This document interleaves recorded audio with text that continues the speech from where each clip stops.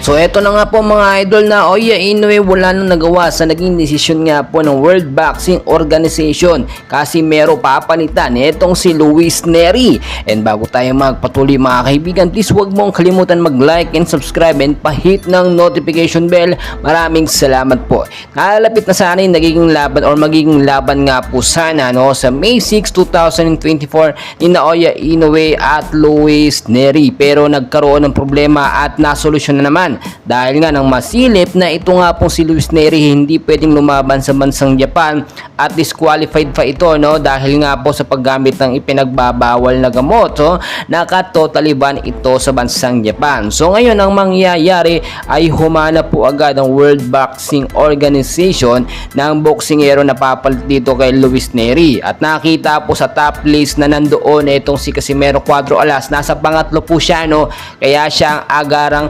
ipapalit dito kay Luis Nery. Sup na kung titignan niyo po sa record, ito pong si Oya Inoue ay merong 26 wins, 0 losses and 0 draw.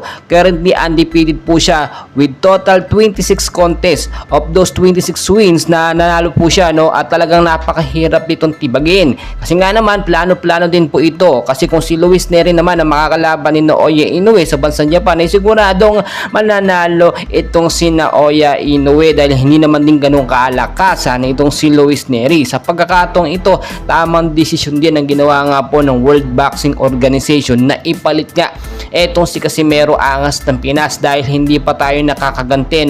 Yung mga Filipino boxer po na tinalo ni Oya Inoue ay sinasabi ng ilan na ibinenta yung laban, especially yung kay Marlon Tapales na very obvious naman na pera-pera lang yung naging laban.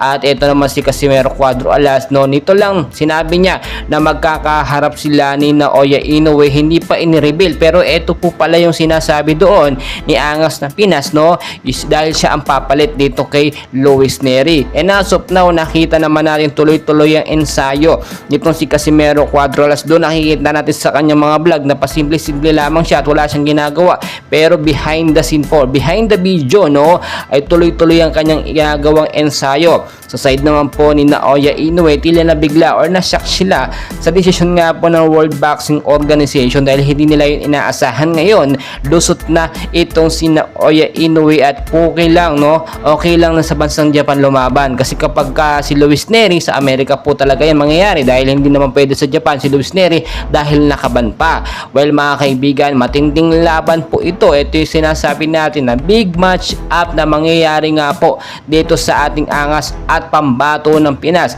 si Casimero Cuadro Alas. So patuloy ko po kayong i-update. Please huwag kalimutan mag-like and subscribe.